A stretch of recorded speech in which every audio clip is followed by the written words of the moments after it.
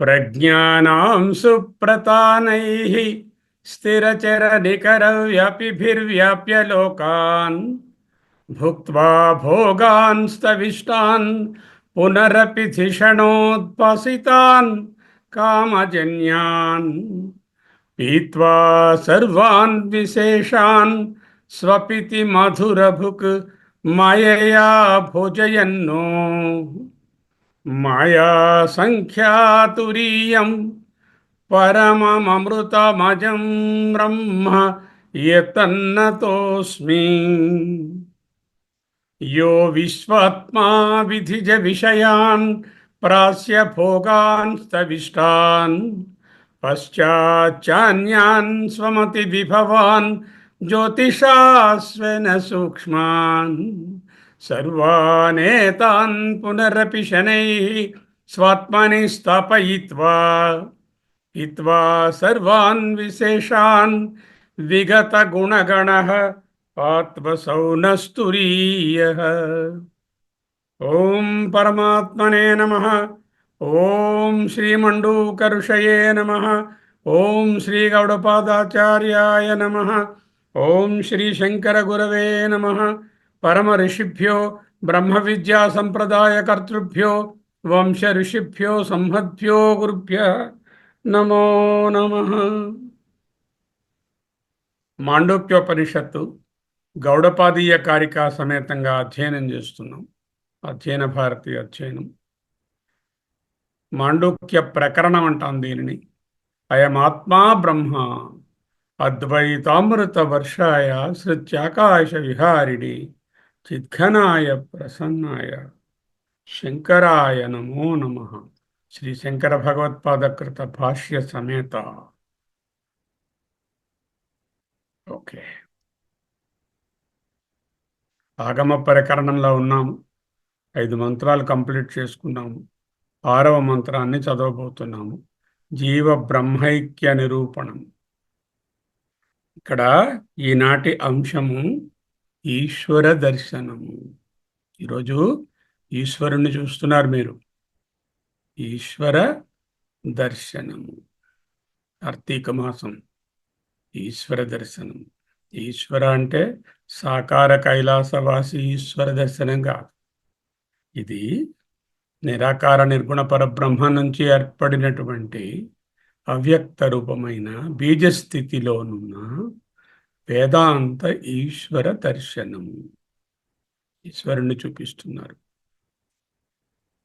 తెలుసుగా మనకి 3 అవస్థలు: జాగ్రత్త, స్వప్న, సుషుప్తి. సుషుప్తి అవస్థలో ప్రాజ్ఞుడు అనేది వ్యష్టి అవుతే అంతర్యామి లేక ఈశ్వరుడు అనేటటువంటిది సమష్టి. ఆ సమష్టి ఈశ్వరుని తత్వము ఏమిటో వర్ణిస్తున్నారు. 6వ మంత్రం. ఏష సర్వేశ్వరః ఏష సర్వజ్ఞ ఏషో అంతర్యామి ఏష యోనిః సర్వస్య ప్రభవాప్యయో హి భూతానాం. ఈ చోట్ల ఏషః ఏషః ఏషః విడగొడితే ఏషః సర్వేశ్వరః ఏషః సర్వజ్ఞః ఏషః అంతర్యామి ఏషః యోనిః సర్వస్య ప్రభవాప్యౌ హి భూతానాం అవుతుంది. 21వ భాగంగా అధ్యయనం చేస్తున్నాం. దీని తాలూకా సింపుల్ గ్రాస్ మీనింగ్ ఏమిటండి? యశః ఈ ప్రాజ్ఞుడు, సర్వేశ్వర సర్వమును గొప్పగా శాసించే ప్రభువు. యశః ఈ ప్రాజ్ఞుడే, సర్వమును తెలిసిన వాడు, సర్వజ్ఞ. యశః ఈ ప్రాజ్ఞుడే అంతః లోపల ఉంటూ యామి నియామి అంతర్యామి, అంతః నియామి అంతర్యామి, అంతఃయామి అంతర్యామి నియంత్రించేవాడు. ఈ ప్రాజ్ఞుడు యోని సర్వమునకు ఉపాదాన కారణం. ఎలననగా ప్రభవ ఆప్యయౌ, భూతానాం ప్రభవాప్యయౌ, ప్రాణుల యొక్క ఉత్పత్తి స్థానము లయస్థానము కూడా ఈ ప్రాజ్ఞుడే.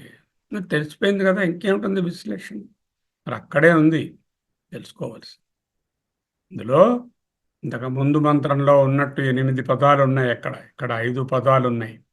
ఏషః సర్వేశ్వరః, ఏషః సర్వజ్ఞః, ఏషః అంతర్యామి, ఏషః సర్వస్య యోనిః, ఏషః భూతానాం ప్రభవ ఆప్యయౌ, ప్రభవాప్యయౌ. ఈ 5 పదాలను భగవత్పాదుల భాష్యంతో సహితంగా ఒక్కొక్క పదాన్ని జాగ్రత్తగా అర్థం చేసుకుంది. ఏషః హి స్వరూపావస్థః సర్వేశ్వరః సాధిదైవికస్య భేదజాతస్య సర్వస్య ఈశితః న ఏతస్మాద్జాత్యంతరభూతః అన్యేషాం ఇవ ప్రాణబంధనం హి సౌమ్య మనః ఇది శృతే అంటూ శృతి కొటేషన్ని కూడా ఇచ్చారు. ఛాందోగ్యం 682 కొటేషన్ని ప్రాణబంధనం హి సౌమ్య మనః అనే కొటేషన్తో పాటుగా ఈ సర్వేశ్వర అనే పదాన్ని వివరిస్తున్నారు. ఏషహి ఇతడే నిశ్చయంగా స్వరూపావస్థ, తన స్వరూపమునందు స్థః అంటే ఉన్నవాడు. స్వరూపం ఏమిటి? ఈ ప్రాజ్ఞునకు కారణ శరీరము కదా. ఈ కారణ శరీరములో సమష్టి కారణ శరీరిగా ఉన్న ఈశ్వరుడు సర్వేశ్వర. ఎవరితో పాటు? స అధిదైవికస్య, ఆ అందరి అధిదేవతలు ఎవరెవరు ఉన్నారో అంటే ఆధ్యాత్మము, అధిభౌతికము, అధిదైవము అనే వ్యత్యాసం లేకుండా అందరికీ కూడా ఈయన ఈశ్వరుడు. భేదజాతస్య, భేదముతోనున్నటువంటి భేదముల గ్రూప్సుగా ఉన్నటువంటి ఈ సకల ప్రపంచానికి, ఈ ప్లూరాలిటీ సర్వస్యకు ఈశిత. ఈశిత్వం అంటే ప్రభుత్వము. ఈశిత అన్న ఈశ్వర అన్న ఒకటే అర్థం. సర్వస్య ఈశిత. నయేతస్మాద్యాత్యంతరభూతః అన్యేషాం ఇవ. ఈయన దగ్గర చైతన్య స్వరూపమే కానీ జాత్యంతరభూతమైన ద్రవ్యము అనేటటువంటి అనుభవము ఇక్కడ లేదు. ఆ ద్రవ్యానుభవము కూడా ఈ చేతనలోనే తెలిసిపోయింది. అక్కడ తెలుసు కదా మనకు, న కంచన కామం కామయతే న కంచన స్వప్నం పశ్యతి అంచేత జాత్యంతరభూతః ఏతస్మాద్ నా లేదు. ఎలాగా? అన్యేషాం ఇవ అంటే ముందు 2 అవస్థలలో వేరే ద్రవ్య రూపముగా వస్తు రూపముగా భాసమానంగా ఉన్నది, ఇక్కడ అది లేదు. ప్రాణబంధనం ఈ సౌమ్య మనః ఇది శృతే, అది చూడాలి. ఓకే, సుషుప్తి చైతన్యాన్ని వర్ణిస్తున్నాం. సుషుప్తిలో ఉండేటటువంటి ఇవన్నీ అవస్థలే కదా. ఈ అవస్థలన్నీ ఏమిటి? ఈ అవస్థలన్నీ వేషాలు కదా. సుషుప్తిలోనున్న చైతన్యము యొక్క వేషము, జాగ్రత్తలోనున్న చైతన్యము యొక్క వేషము, స్వప్నములోనున్నది వేషము అని చెప్పుకుంటాం. ఈ మూడో వేషంలో, మూడో పాదంలో చైతన్యము యొక్క సుషుప్తిలో గాఢ నిద్రావస్థలోనున్న వేషమును ఏ సవిశేష జ్ఞానం లేదు కాబట్టి అజ్ఞాని అన్నాం. అక్కడ ప్రాజ్ఞుడు అజ్ఞాని. ఎందుకు? సవిశేష జ్ఞానం ఏది లేదు కాబట్టి. ఆజ్ఞ ప్రాజ్ఞ అంటూ కూడా విడదీసి చెప్పు. అయితే దిస్ ఈజ్ ఏ నకారాత్మకమైనటువంటి వర్ణన. అయితే ఈ సుషుప్తిలో నుండేటటువంటి ఈ చైతన్యము వ్యష్టి సమష్టి అనేటటువంటి విభాగం లేకుండా అంతా కారణ శరీరంగా, సమష్టి కారణ శరీరమైనటువంటి ఈశ్వరుడుగానే ఉంటుంది. వ్యష్టి అనుభవం లేదు కదా.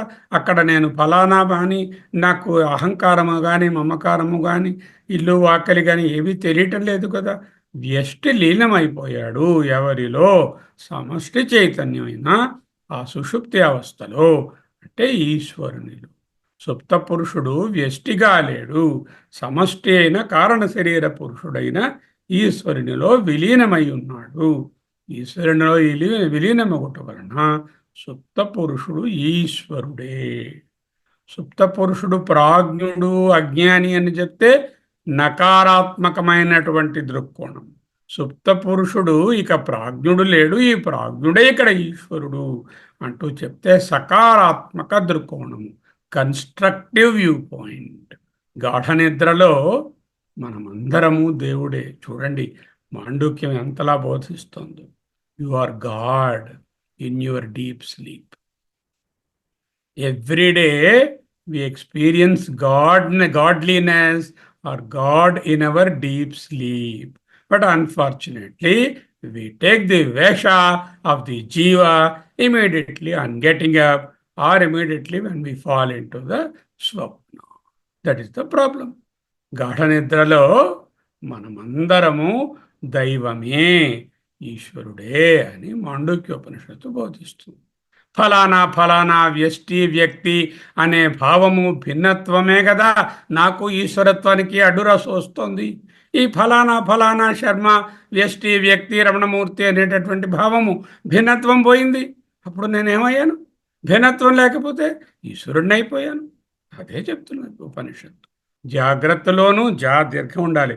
జాగ్రత్తలోనూ స్వప్నములోనూ ఫలానా శరీరము మనస్సు అనేటటువంటి భావన ఉంది. అందువలన ఏమయ్యాను? నేను పరిచ్ఛిన్నమైన జీవుడనయ్యాను.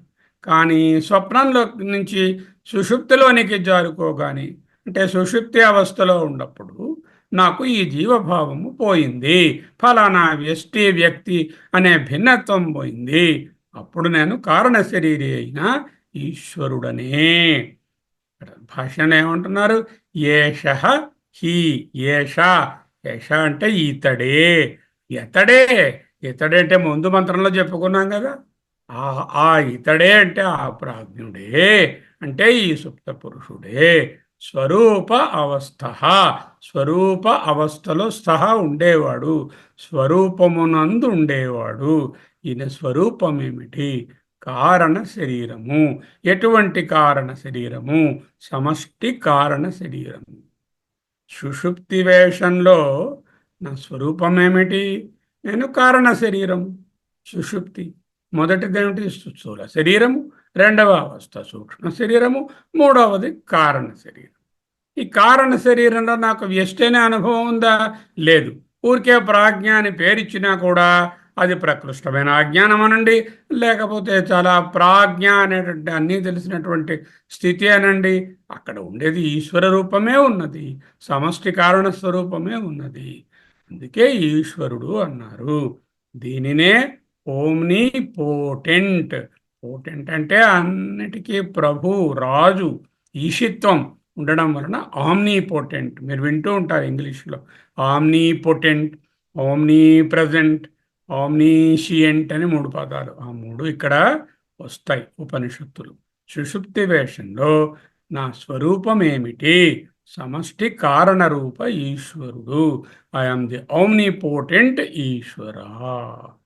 అవుందా?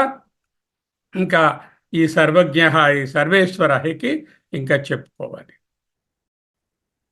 సుషుప్తి వేషంలో నా స్వరూపము సమష్టి కారణ స్వరూప ఈశ్వరుడు. సర్వేశ్వర, సర్వమునకు ఈశ్వరుడు, సర్వమునకు ప్రభువు. ఈశ్వరుడు అనగా ప్రభువు, అన్నిటినీ తన్ను పాలించేవాడు.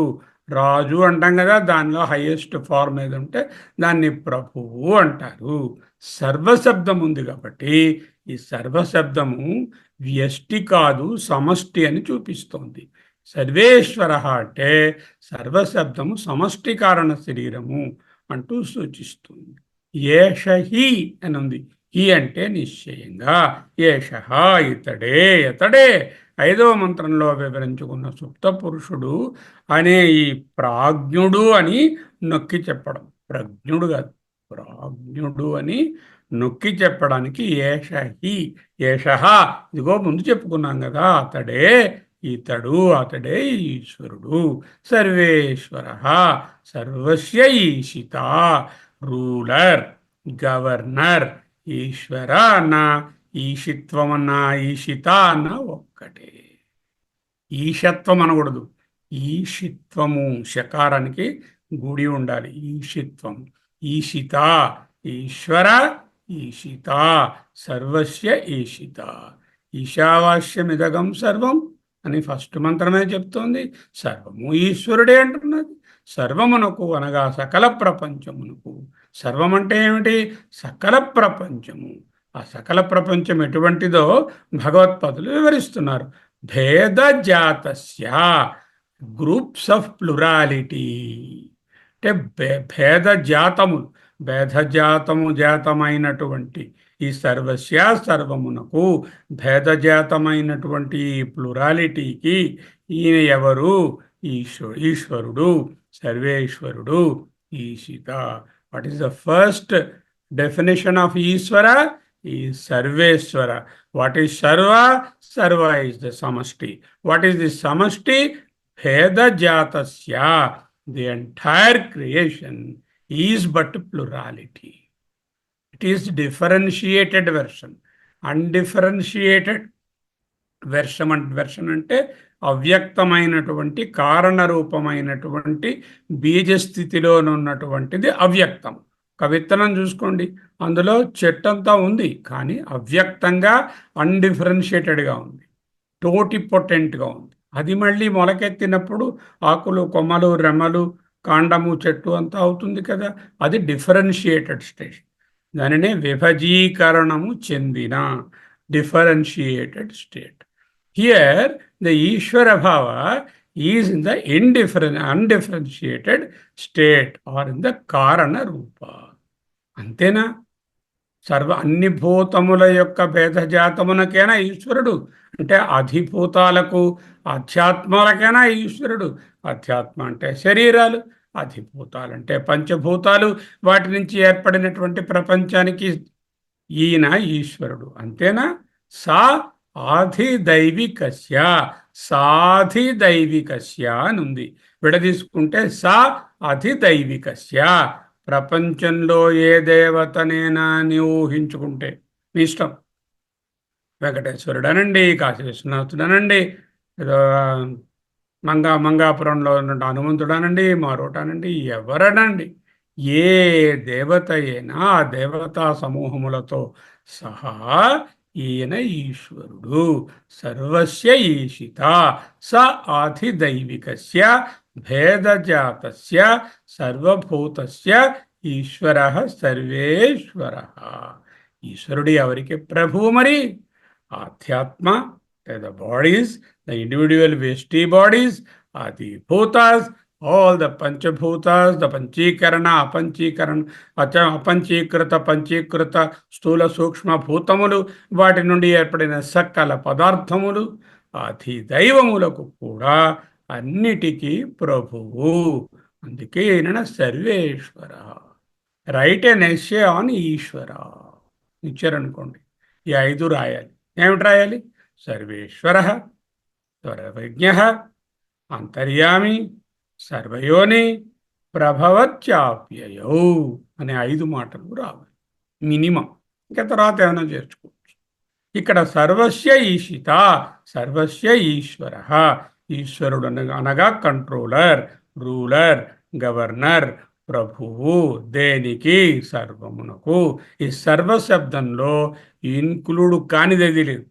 It is all inclusive. Whenever Upanishad uses సర్వ, it means it is all inclusive.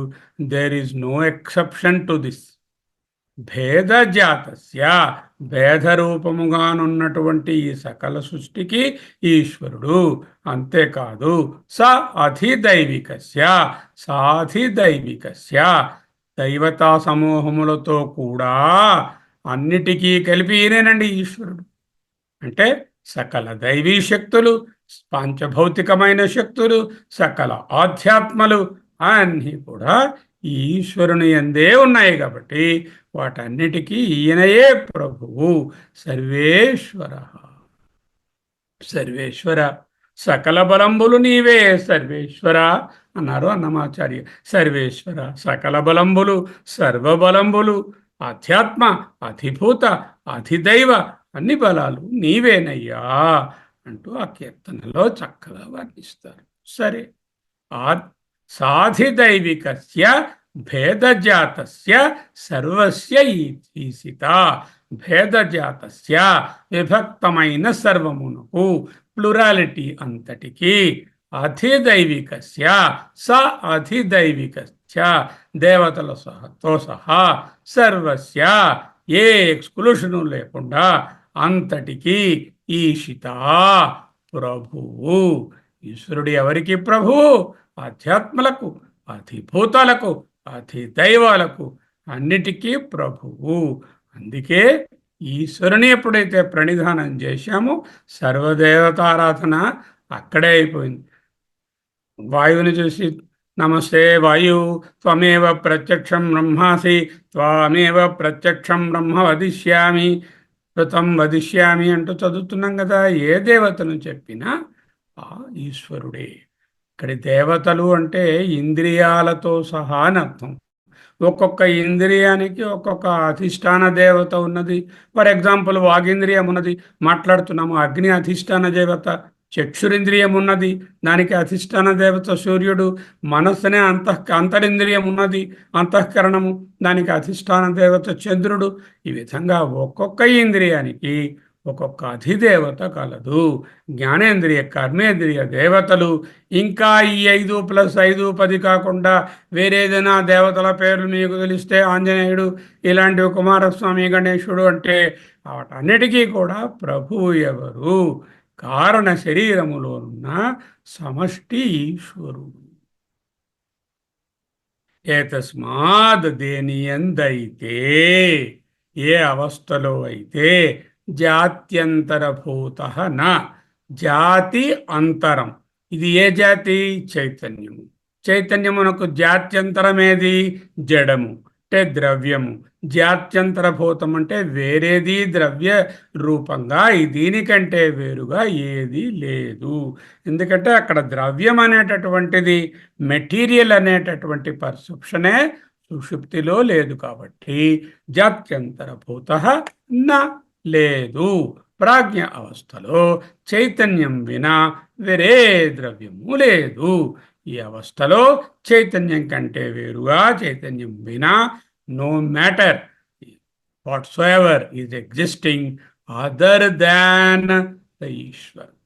ఏతస్మాత్ జాత్యంతరభూత నా, జాగ్రత్త స్వప్నాలలో అయితే వేరే ద్రవ్యంగా, వస్తువుగా, స్థూలంగాను సూక్ష్మంగాను అనుభవం అవుతుంది.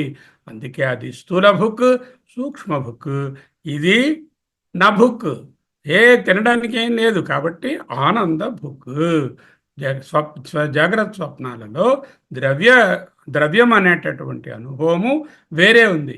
ఇక్కడ ద్రవ్యం అనే అనుభవము లేదు. కాబట్టి ఏతస్మాత్ దేనియందైతే జాత్యంతరభూత నా, వేరే ద్రవ్యం అనే వస్తువు లేదో అదే ఈశిత, సర్వస్య ఈశిత. There is another species called matter. జాత్యంతరభూత చైతన్యానికి వేరే అంతరమైన వేరైనటువంటి స్పీషీస్ అయిన matter is in there at all in this state. జాత్యంతరభూత నా. ఎందుకు? అన్యేషాం ఇవ, మిగిలిన 2 అవస్థలలో. అన్యేషాం మిగతా 2 అవస్థలలో.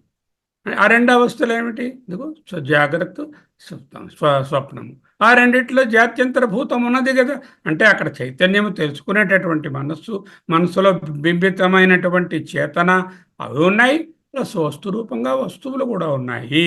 జాత్యంతరభూతమైన ద్రవ్యము మిగతా 2 అవస్థలలో అస్తి.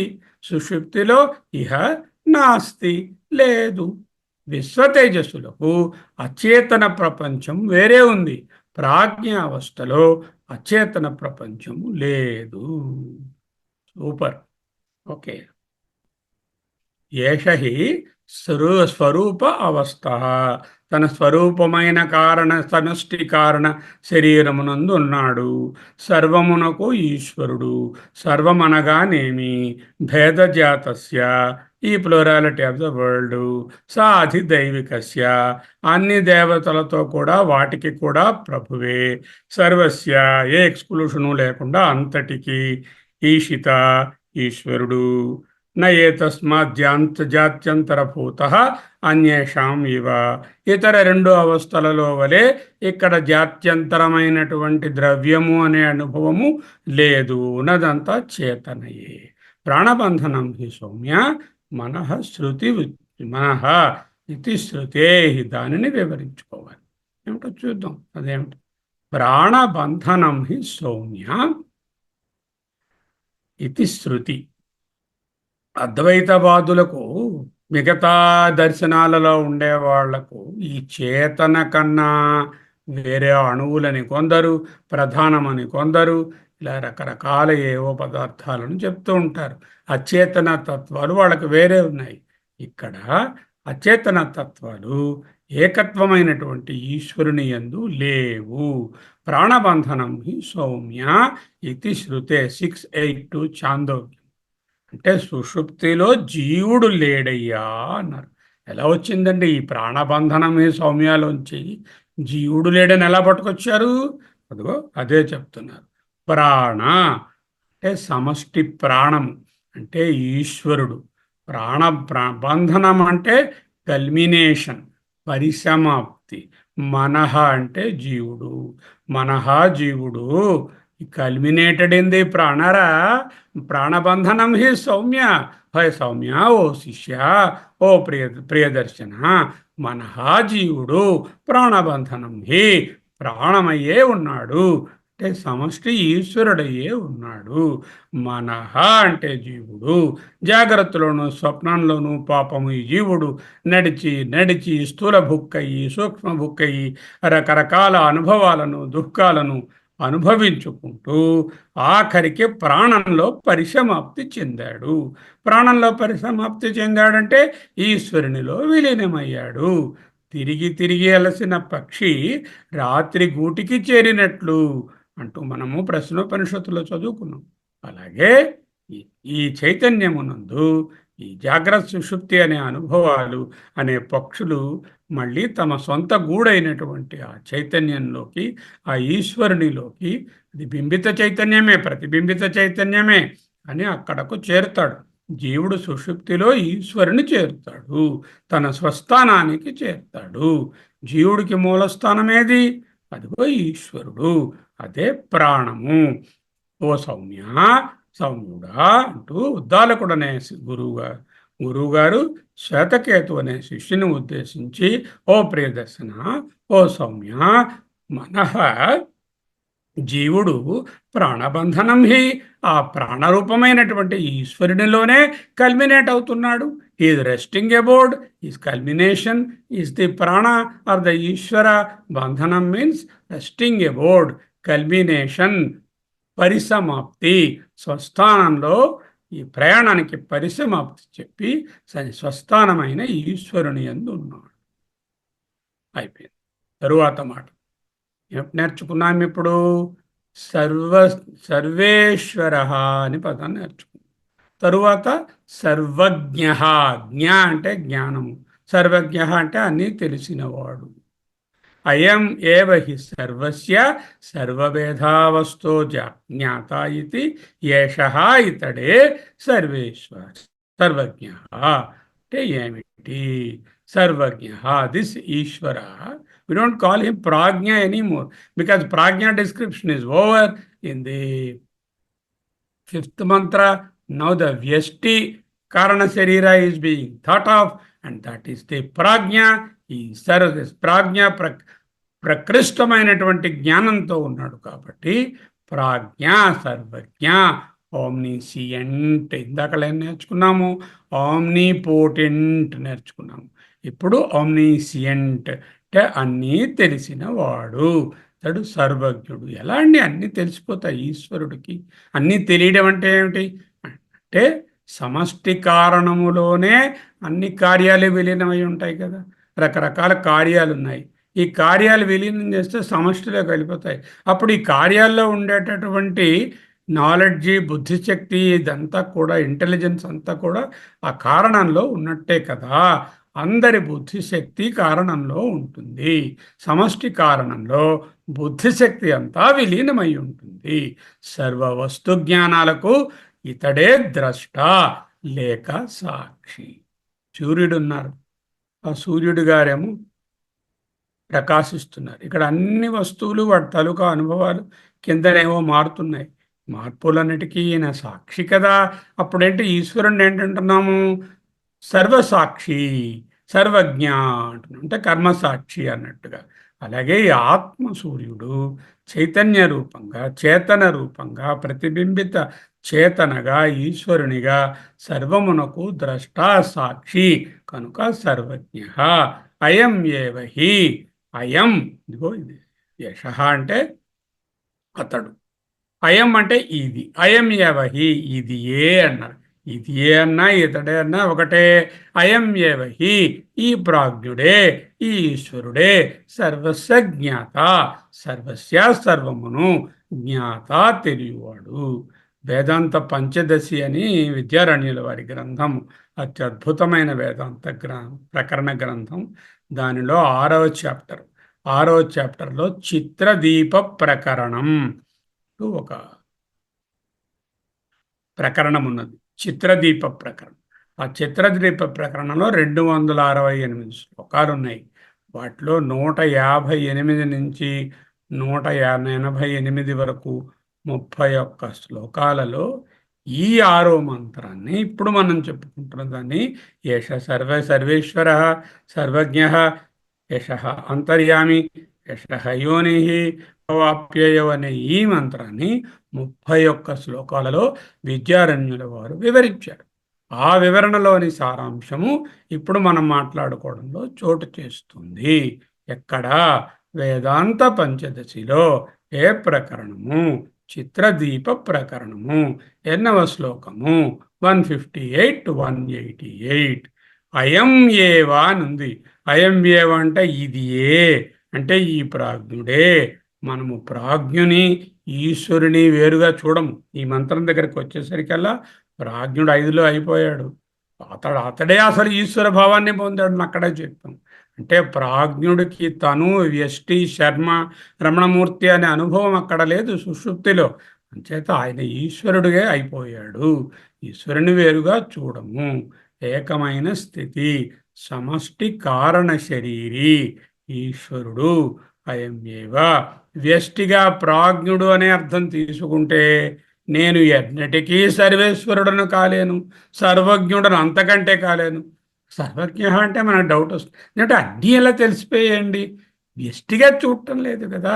వ్యష్టిగా చూస్తే నాకేదో కొంత నాలెడ్జ్ ఉండొచ్చు, ఏదో మెడిసిన్ సంబంధించినది. ఇంకొక ఆయనకి బ్యాంకింగ్ నాలెడ్జ్ ఉండొచ్చు, ఇంకొక అమ్మగారికి బాగా వంట నాలెడ్జ్ ఉండొచ్చు. అది వ్యష్టి నాలెడ్జ్. ఇక్కడ వ్యష్టి లేడు. కాబట్టి అన్ని నాలెడ్జెస్, అన్ని జ్ఞానాలు ప్రాజ్ఞునిగా చూడకుండా ఆ ఏకత్వమైనటువంటి ఈశ్వరునిగా చూస్తున్నాం. కాబట్టి సర్వజ్ఞుడు.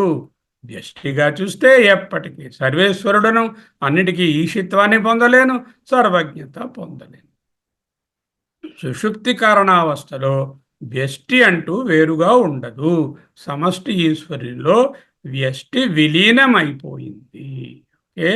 ఒక ఈశ్వరుడు, ఒకే ఈశ్వరుడు జాగ్రత్త స్వప్నావస్థలలో ఎలా ప్రకటన అవుతున్నాడు? కారణావస్థలో ఒక్కడే ఈశ్వరుడు. చైతన్యం మొద్దయిపోయింది. ఆ ప్రజ్ఞాన ఘనం అనం కదా. ఆ ప్రజ్ఞాన ఘనుడు, చేతోముఖుడు, తరువాత ఏకీభూతుడు, ఆనందభుక్, ఆనందమయుడు అయినటువంటి ఆ ప్రాజ్ఞుడు వ్యష్టి అనే డిస్క్రిమినేషన్ లేకపోతే సమష్టి ఈశ్వరుడుగా ఉన్నాడు. ఆయన మళ్ళీ జాగ్రత్త స్వప్నాలలో వచ్చి మళ్ళా వ్యాప్తి చెందితే అనేకమైనటువంటి విశ్వులుగాను, అనేకమైనటువంటి తైజస్సులుగాను ప్రకటమవుతాడు. ఆ ఈశ్వరుడెవరు? వేదవ్యాసుల వారి బుద్ధిశక్తి. ఇదిగో యశ, ఈశ్వరుడే. అయం, ఈశ్వరుడే వేదవ్యాసుడు వారు. శంకరాచార్యుల వారి బుద్ధిశక్తి అది ఈశ్వరుడే. సర్వుల బుద్ధిశక్తి, ఐన్స్టీన్ గారి బుద్ధిశక్తి ఇదే. ఒపెన్హైమర్ గారి బుద్ధిశక్తి ఇదే, బుద్ధుడు గారి బుద్ధిశక్తి ఇదో ఈ ఈశ్వరుడే. సర్వుల బుద్ధిశక్తి ఈశ్వరుడే. సర్వభేదావస్థ, అనేకమైన భేదావస్థలను పొందేది కూడా ఈ ఈశ్వరుడే. సర్వభేద అవస్థ, సర్వధములైన భేదములు కలిగినటువంటి అవస్థలను ఎప్పుడు పొందుతాడు? విశ్వడుగాను తేజస్సుడుగాను పొందుతాడు. విశ్వడుగాను తేజస్సుడుగాను పొందినప్పుడు ఆయా జ్ఞానాలతో వ్యవహరిస్తాడు. ఈశ్వరుడుగా నిద్రలో ఉన్నాడు, తెల్లారి లేచి మళ్ళీ శర్మగా అయ్యాడు. శర్మ తాలూకా వ్యష్టి నాలెడ్జ్ ఏది ఉందో ఆ నాలెడ్జ్ మళ్ళీ వచ్చింది. ఇలాగే ఈ నాలెడ్జెస్ అన్నిటి తాలూకా మొత్తము కలిసి ఒకచోట ఉండడం వలన సర్వస్య జ్ఞాత ఇది. Remaining in every state of every జీవ. Jiva might have multiple states. In all the states, in all the jivas, in every jiva, every Jagrat and Swapna avastha, this particular Ishvara is shining. Sarva Bedha avastha, Sarveshu Bedeshu avasthanam yasya, yasya yavaniki, సర్వేషు భేదేషు, అనేక రకములైన భేదములైన అవస్థలయందు ఎవడు ఉన్నాడో తస్యా అతడు సర్వభేదావస్థ. బహువ్రీహి సమాసము. ఉన్నాడో కలది కలవాడు. సర్వవిధములైన భేదములు ఎవనియందు కలవో అతడు సర్వభేదావస్థ. జ్ఞాత, వ్యష్టి సవిశేష జ్ఞానాలు కలిగి ఉంటాడు. విశేష జ్ఞానం అంటే వస్తు జ్ఞానం. ఒక్కొక్క వ్యష్టికి ఒక్కొక్క రకమైన వస్తు జ్ఞానం ఉంటుంది. కార్యములన్నీ కారణంలో విలీనమైపోతే సవిశేష జ్ఞానాలు మరి లేవు. ఉన్నదంతా నిర్విశేష జ్ఞానమే. ఆ నిర్విశేష జ్ఞానము ప్రతిఫలించినటువంటి చైతన్యం ముద్దగా ఈశ్వరుడుగా ఉంది. సర్వస్య జ్ఞాత ఇది. సకల భేదములతో కూడిన అవస్థలు ఈశ్వరుడే. సర్వజ్ఞ, సర్వవిత్ అని కూడా చెప్తారు. సర్వజ్ఞ, సర్వవిత్. సర్వజ్ఞుడు అంటే సర్వసాక్షి. సూర్యుడు ఎలా కర్మసాక్షి అంటాము, ఈశ్వరుడు సర్వసాక్షి అనడమే సర్వవిత్, అన్నీ తెలిసినవాడు అని అనడంలో అదే అర్థము. అంటే ఈశ్వరుడు సర్వసాక్షి, సర్వజ్ఞుడు, సర్వవిత్. ఈశ్వరునకు తెలియకుండా ఏది జరుగదు అని అనుకుంటాం. ఎవరికి తెలియదండి, నేను సీక్రెట్గా ఈ పని చేశాను. ఇంపాసిబుల్. ఈశ్వరునకు తెలియకుండా ఏది జరగదు. సర్వజ్ఞుడు. సర్వజ్ఞ అయిపోయింది. ఇక అంతర్యామికి రావాలి. అంతః యామి, ఏషః అంతర్యామి. అంతః అనుప్రవిశ్య సర్వేషాం భూతానాం నియంత అపి ఏషః ఏవ. ఏషః ఏవ, ఇతడే సర్వేషాం భూతానాం, అన్ని భూతముల యందు నియంత, నియంత్రించేవాడు. ఎలా నియంత్రిస్తాడు? ఎక్కడో కొండ మీద వెంకటేశ్వర చలపతిగా ఉండి నియంత్రించడం కాదు, నీలోనే ఉంటూ అంతః అనుప్రవిశ్య సర్వేషాం భూతానాం అంతః అనుప్రవిశ్య నియంత అపి ఏషః ఏవ. ఏషః సర్వ అంతర్యామి. అంతర్యామి ఏషః అంతః అనుప్రవిశ్య. ఈశ్వరుడే అన్ని స్థూల సూక్ష్మ శరీరాలలో అందరియందు ప్రవేశించి లోపల నుంటూ నిలిచి నియంత్రించేవాడు. అంటే అంతటా ఉండేవాడు. అంటే ఓమ్ని ప్రెజెంట్. సర్వేశ్వర అంటే ఓమ్ని పోటెంట్. సర్వజ్ఞ అంటే ఓమ్నీషియంట్. అన్నిటిలో ఉన్నవాడు, నియంత్రించేవాడు, అన్నిటి లోపల ఈయనే ఉన్నాడు అంటే ఓమ్ని ప్రజెంట్. అన్ని విశ్వులకు తేజస్సులకు అండగా అంతర్యామిగా ఈశ్వరుడే ఉండి నియమిస్తున్నాడు. ఈశ్వర సర్వభూతానాం హృద్దేశే అర్జున తిష్టతి భ్రామయన్ సర్వభూతాని యంత్రారూఢాని మాయయా. చాలనా అని చెప్పిన మాట. ఈశ్వర, ఈ సర్వజ్ఞుడు సర్వేశ్వరుడు అయినటువంటి ఈయనే సర్వభూతానాం హృద్దేశే అర్జున తిష్టతి. ఈయనే అంతర్యమిగా ఉంటూ భ్రమయన్ సర్వభూతాన్ని యంత్రారూఢాన్ని మాయయా, అన్నిటి యొక్క స్థూల సూక్ష్మ అనుభవాలను, ఆ తైజస విశ్వుల అనుభవాలను అన్నిటినీ ఈయనలో నుండి నియంత్రిస్తున్నాడు. సర్వేషాం భూతానాం అంతః అనుప్రవిశ్య, అన్ని ప్రాణుల యందును లోపల ప్రవేశించి ఎలా నియంత్రిస్తున్నాడండి? కర్మఫలములకు తగినట్లుగా ఈశ్వరుడే అనుభవాలను అనుగ్రహిస్తున్నాడు. ఇక్కడ డివైన్ లాకర్ కాన్సెప్ట్ తెచ్చుకోవాలి. డివైన్ లాకర్, ఈ బ్యాంక్ లాకర్ ఉందిగా అందరికీ, ఆ బ్యాంక్ లాకర్లో వస్తువులు పెట్టుకున్నారు. ఆ లాకర్లోంచి ఇదో పండుగ వచ్చింది, దీపావళికి డెకరేషన్ చేసుకోవాలి, మెడలో అన్నీ వేసుకోవాలి, లేకపోతే పెళ్ళి వస్తుంది, లాకర్లోకి వెళ్ళి తెచ్చుకున్నారు. ఎవరి లాకర్లోంచి తెచ్చుకోగలరు? మీ లాకర్లోంచి తెచ్చుకోగలరు. ఇంకొకరి లాకర్ ఓపెన్ చేయగలరా? చేయలేరు. ఇందులో జాయింట్ లాకర్ ఉందా? వైఫ్ హస్బెండ్కి అబ్బాయి ఉండదు. డివైన్ లాకర్లో ఎవరి లాకర్ వాళ్ళదే. ఫిజికల్గా జాయింట్ లాకర్ ఉండొచ్చు, ఇక్కడ జాయింట్ లాకర్ లేదు. రెండోది, ఈ లాకర్ ఓపెన్ చేయాలంటే కర్మఫల ప్రదాత ఈశ్వరుడు మేనేజర్ గారు చావి తిప్పాలి. ఆ తర్వాత మీ చావి తిప్పితే అది వస్తుంది. ఆయన తిప్పకపోతే అది మనదైనా కూడా మనకి రాదు. అంటే కర్మఫలాలు నావే అయినా, వాటి అనుభవం నాకు చెందినదే అయినా, వాటి అనుభవించడానికి కర్మఫల ప్రదాత, the controller of the divine locker is the Ishwara. అందుకే ఆయన్ని నియంత అన్నాం. భూతానాం నియంత, భూతముల కర్మఫలములను నియంత్రించును. కర్మఫల ప్రదాత ఈశ్వరుడు, కర్మఫల ప్రదాత. ఆయన ఎవరి లాకర్ పెడితే ఆ లాకర్లో తీసుకొని ఇవ్వడు, మన లాకర్లోంచే తీనిస్తాడు. మన లాకర్లో ఏమున్నాయి? ఇదిగో మనం సంచితము, మనం పోగేసినవే అందులో ఉన్నాయి. వాటిలోంచే కొంత తీసి ఈరోజు పెట్టుకుంటాం. అంటే లాకర్ నాదే అయినా ఆ లాకర్లోని వస్తువులను యాక్సెస్ చేయడానికి ఈశ్వరుడు కర్మఫల ప్రదాత, ఆయనే భూతానాం నియంత అన్నారు భగవత్పాదులు ఇక్కడ. ఓకే, మన పుణ్యపాపాలకు అనుగుణంగా మన అనుభవాలు కలుగుతాయి. అంటే కర్మఫల అనుభవం కలుగుతుంది.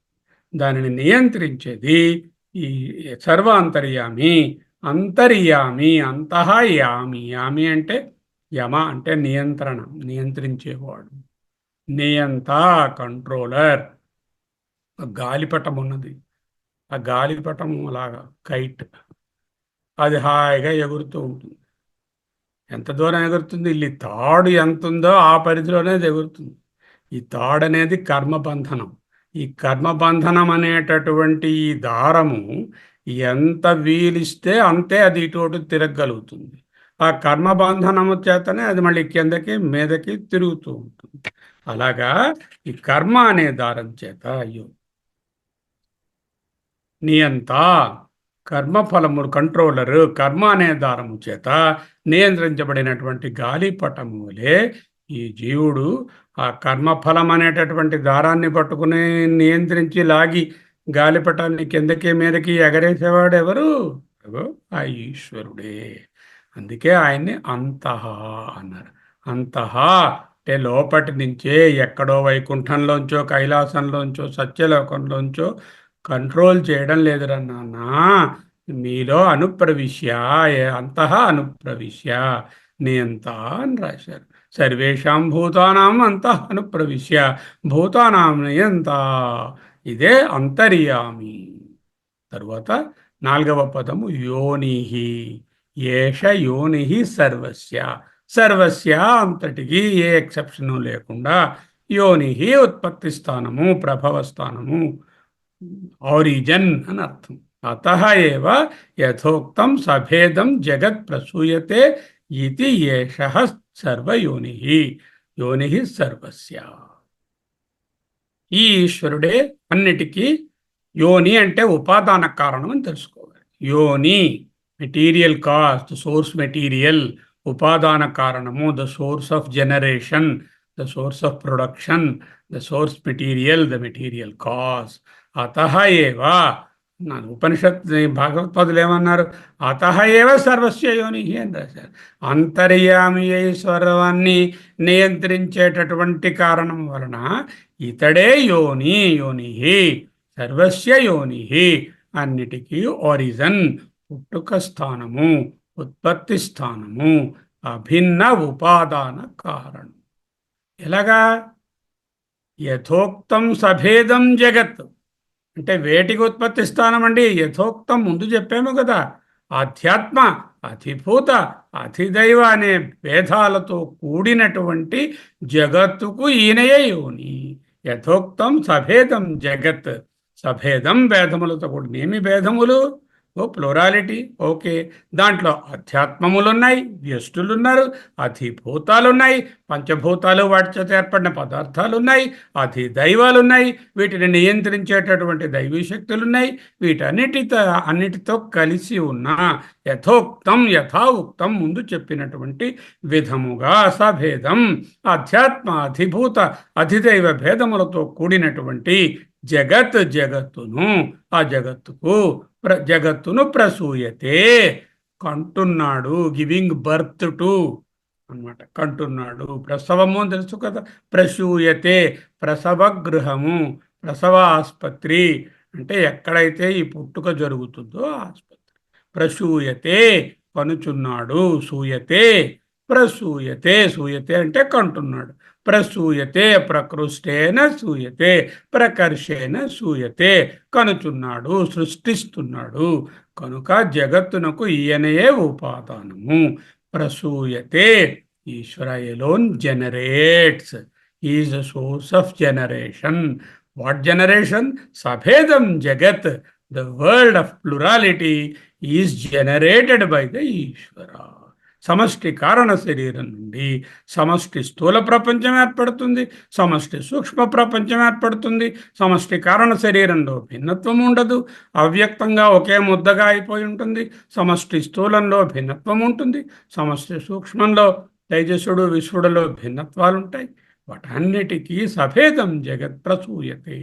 యథోక్తం ముందు అవస్థలలో చెప్పినట్లు సభేదం జగత్, ఆధ్యాత్మ, అధిభూత, అధిదైవము అనేటటువంటి భేదములతో కూడిన జగత్తును సృష్టిస్తాడు.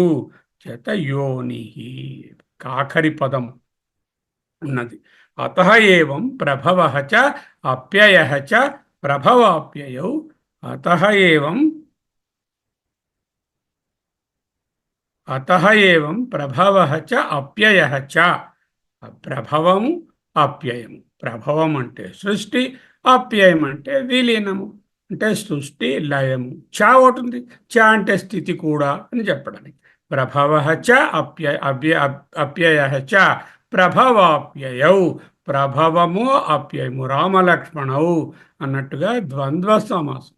ప్రభవాప్యయౌ ద్వివచనము, ద్వంద్వ సమాసం. ప్రభవాప్యయౌ హి భూతానాం ఏషః ఏవ. ప్రభయాప్యయౌ హి భూతానాం అనే మాట వేదవ్యాసుల వారు కూడా భగవద్గీతలో వాడి ఉన్నారు. ఓకే, చూద్దాం. యతః ఏవం అతః, ఎందువలనైతే అందువలన. ఎందువలన? ఈశ్వరుడు ఉపాదాన కారణమైనందువలన.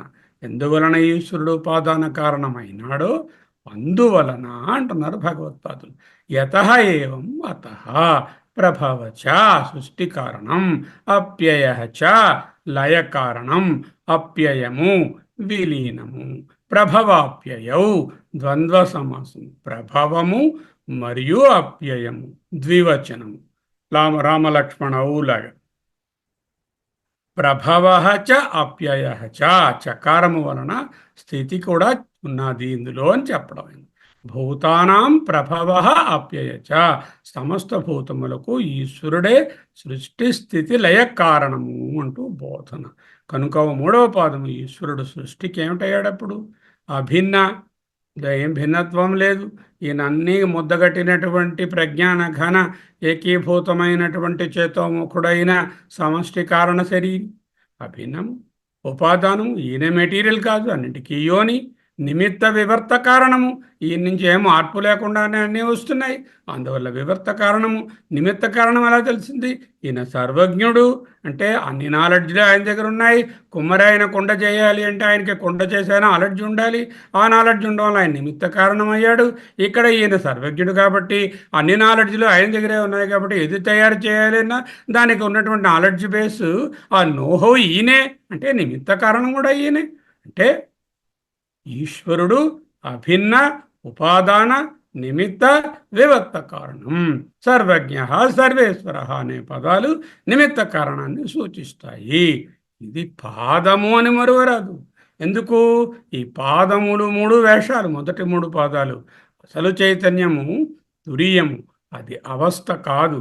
అది అది నాలుగవది అని చెప్పినప్పటికీ ఆ తురియము 1, 2, 3 మూడిట్లో కూడా ఉంటూ మూడిటిని ప్రకాశింపచేస్తూ మూడిటితో కలిసిపోకుండా మూడిటితో కన్నా విలక్షణంగా ఉండేటటువంటి తత్వము తురియము. చేత ఈ పాదములు మర్చిపోకూడదు. విశ్వ తేజస్సులు ఎవరు వాళ్ళు? విశ్వడుగాను అంటే జాగ్రత్త అభిమాని పురుషుడుగాను, తేజస్సుడుగాను అంటే స్వప్నాభిమాని పురుషుడుగాను, వివర్తమైనటువంటి కార్యపాదములు. ప్రాజ్ఞుడు లేక ఈశ్వరుడు కారణపాదము. 3 పాదములు చెప్పాం. మొదటి పాదము విశ్వడు, రెండవ పాదము తేజస్సుడు. ఈ 2 కార్యములు. కార్యములు కారణంలోకి వచ్చే మళ్ళీ ఇంకో కార్యంగా మారతాయి అంటూ ఆ ప్రాజ్ఞుడు లేక సమష్టి ఈశ్వరుణ్ణి కారణపాదంగా చెప్తుంది. మరి తురియమేమిటి అంటే కార్యకారణ విలక్షణ సాక్షి చైతన్యాన్ని తురియమంటారు. విశ్వతేజస్సులు కార్యపాదాలు, ప్రాజ్ఞుడు లేక ఈశ్వరుడు కారణపాదము. మరి తురియము దాని తురియాన్ని ఒక అవస్థ అని చెప్పకూడదు. కార్యకారణ విలక్షణము, అవస్థాత్రయ విలక్షణము, ప్రపంచత్రయ విలక్షణము, ప్రమేయ విలక్షణము.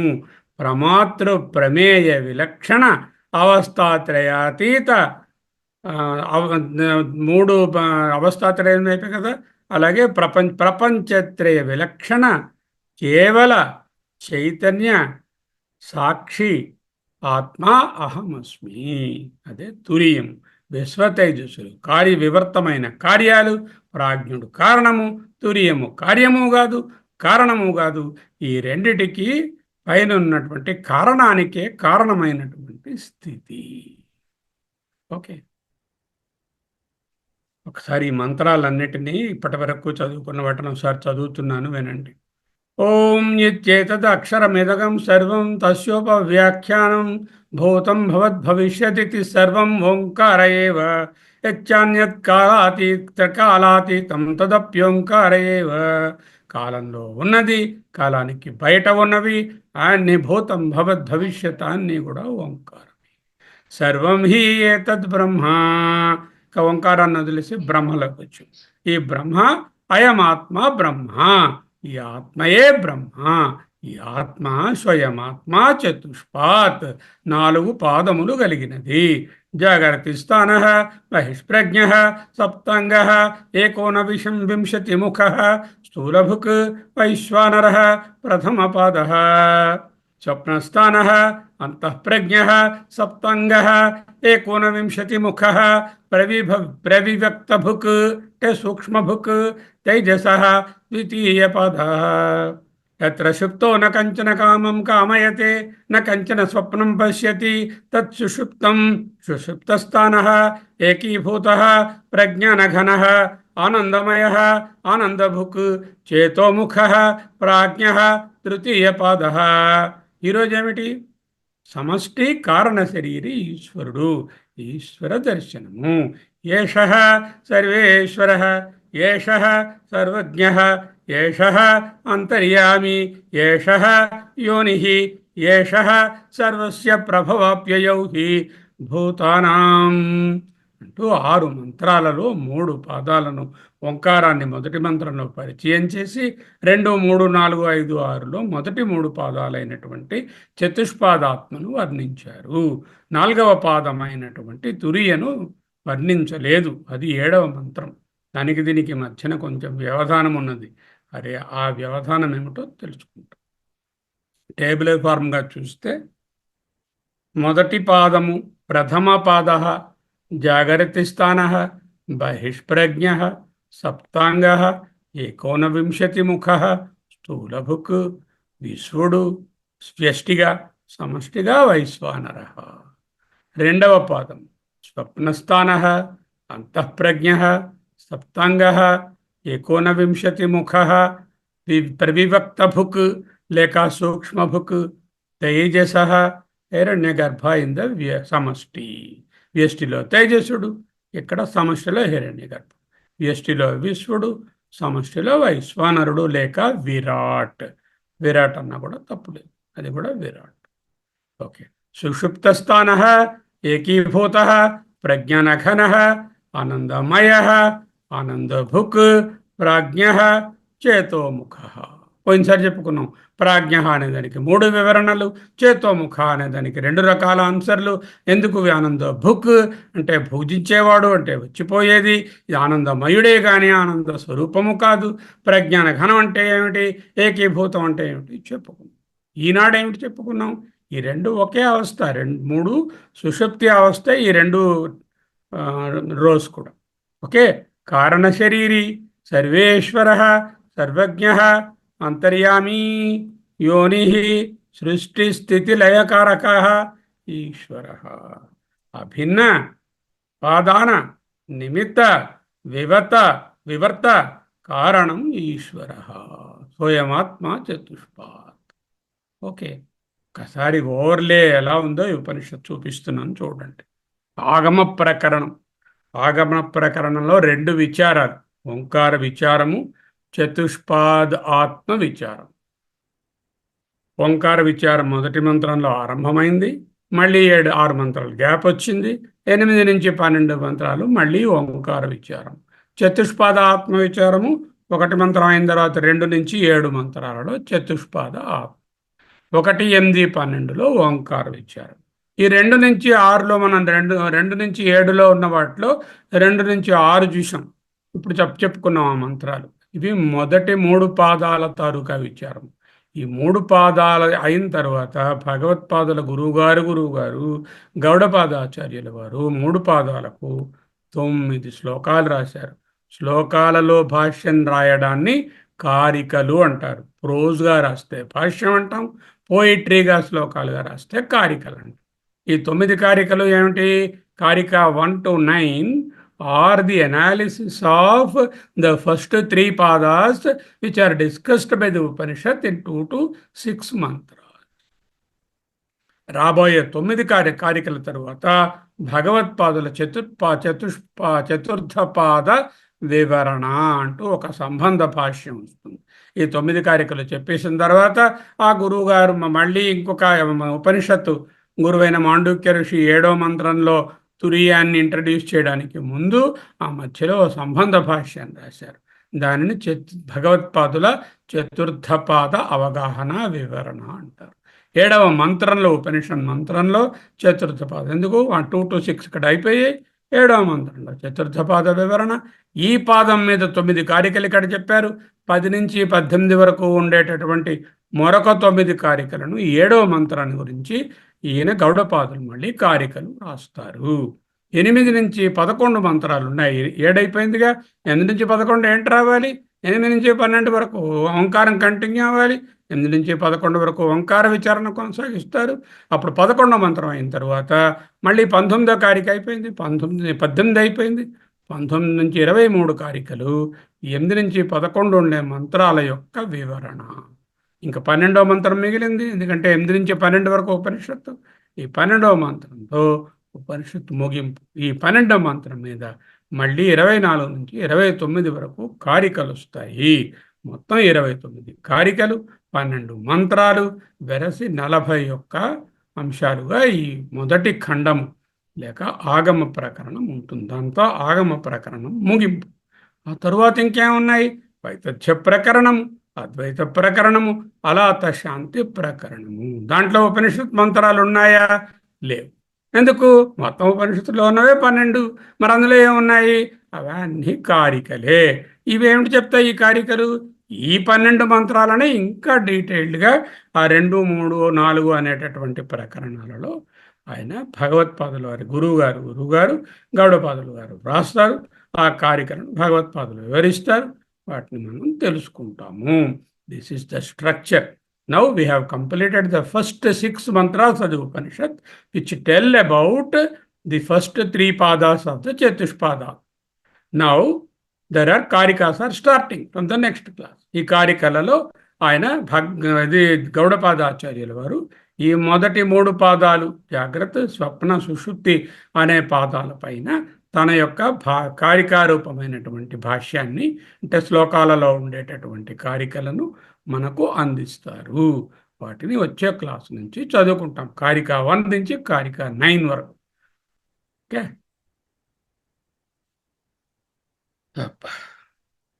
సర్వే వేదా యత్పదమామనంతి తపాంసి సర్వాణి చ యద్వదంతి యదిచ్ఛంతో బ్రహ్మచర్యం చరంతి తత్తే పదం సంగ్రహేణ బ్రవీమి. ఓం ఇత్యేతత్.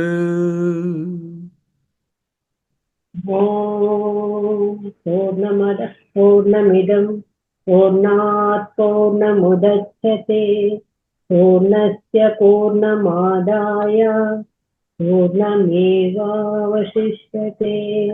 ఓం శాంతి శాంతి శాంతి.